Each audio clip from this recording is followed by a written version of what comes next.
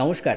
2025 সালের উচ্চ মাধ্যমিকের রেজাল্ট প্রকাশিত হতে চলেছে আগামী 7ই মে বুধবার বেলা 12:30 থেকে প্রেস কনফারেন্সের মাধ্যমে এই রেজাল্ট প্রকাশিত হওয়ার পর তোমরা সেই দিনই দুপুর 2টো থেকে তোমাদের রেজাল্ট ওয়েবসাইটে দেখতে পারবে। তো আজকের ভিডিওটির মাধ্যমে তোমাদের শেখাবো যে কিভাবে এক ক্লিকে বাড়ি বসে দুপুর 2টোর পর থেকে তোমার রেজাল্টটি তুমি দেখে নিতে পারবে সরাসরি হাতে থাকা স্মার্টফোনের মাধ্যমে। তবে তার আগে তুমি যদি আমাদের চ্যানেলের নতুন সদস্য হয়ে থাকো তাহলে অবশ্যই চ্যানেলটিকে সাবস্ক্রাইব করে পাশে আসা নোটিফিকেশন বেল আইকনটিকে প্রেস করে অল আইকনে ক্লিক করতে ভুলো না। উচ্চ মাধ্যমিক 2025 সালের রেজাল্ট দেখার জন্য সর্বপ্রথম যে কোনো ব্রাউজার ওপেন করে নিতে হবে এবং সেখানে গুগল ওপেন করতে হবে।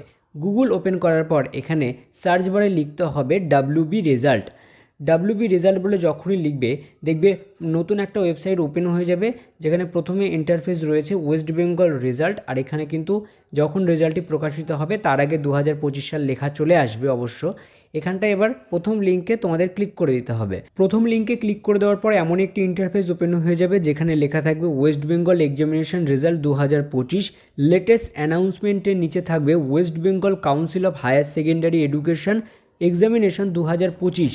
এই প্রথমে যে লিঙ্কটা শো করছে এই লিঙ্কের উপর তোমাদের ক্লিক করতে হবে।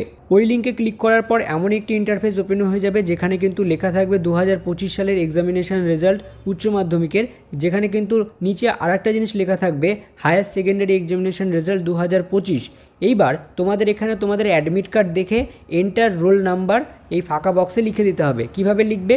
প্রথমে অ্যাডমিট কার্ডে দেখবে রোলটা থাকবে, সেই রোলটা এখানে লিখবে এবং তারপরে যে নাম্বার বলে যেটা লেখা থাকবে সেই নাম্বারটা এখানে লিখে দেবে।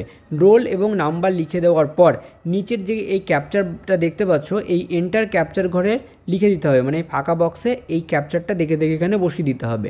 বসিয়ে দেওয়ার পর নিচে দেখবে সাবমিট বাটন রয়েছে, সাবমিট বাটনে ক্লিক করবে। আর যদি এখান থেকের মধ্যে কিছু ভুল হয়ে থাকে তাহলে রিসেট বাটনে ক্লিক করে আবার নতুন করে তোমরা দিতে পারবে। সাবমিট বাটনে ক্লিক করার পর তোমার রেজাল্ট তোমার সামনে ওপেন হয়ে যাবে, যেখানে তোমার রোল এবং নাম্বারটা মিলিয়ে নেবে, তোমার নাম তোমরা দেখতে পারবে এবং তুমি টোটাল কত পেয়েছো সেটাও কিন্তু এখানে দেখতে পারবে। 500-র মধ্যে কত পেয়েছো সেটা দেখতে পারবে, ওভারঅল গ্রেড কত পেয়েছো A+ নাকি B+ সেটা দেখতে পারবে এবং স্ট্যাটাস কি রয়েছে, পাস করেছো নাকি ফেল করেছো সেটাও কিন্তু তোমরা দেখে নিতে পারবে। এবং তোমাদের যে 5টা বিষয় থাকে বেস্ট অফ 5-এ তোমরা কোন সাবজেক্টে কত পার্সেন্ট পেয়েছো সেটাও কিন্তু তোমরা দেখে নিতে পারবে। এবং তোমরা এর থেকে আরেকটা ভালো বিষয় হচ্ছে থিওরিতে কত পেয়েছো এবং প্র্যাকটিক্যালে কত পেয়েছো ভাগ করে কিন্তু দেখে নিতে পারবে।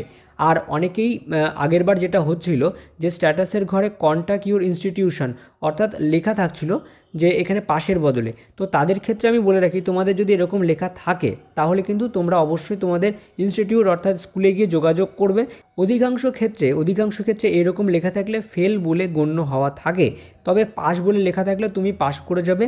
তার রেজাল্ট কিন্তু পাবে 8 তারিখে অর্থাৎ 8ই মে তোমরা কিন্তু রেজাল্ট ইনস্টিটিউট থেকে সংগ্রহ করতে পারবে। তো আশা করি ভিডিওটি তোমাদের কাছে অনেক উপকারে লেগেছে। ভিডিওটি ভালো লাগলে অবশ্যই লাইক করো এবং বন্ধুদের কাছে অবশ্যই প্রচুর পরিমাণে শেয়ার করে দাও। চ্যানেল নতুন সদস্য হলে চ্যানেলটিকে সাবস্ক্রাইব করতে মোটেও ভুলো না। চলো দেখা হচ্ছে পরবর্তী ভিডিওটিতে।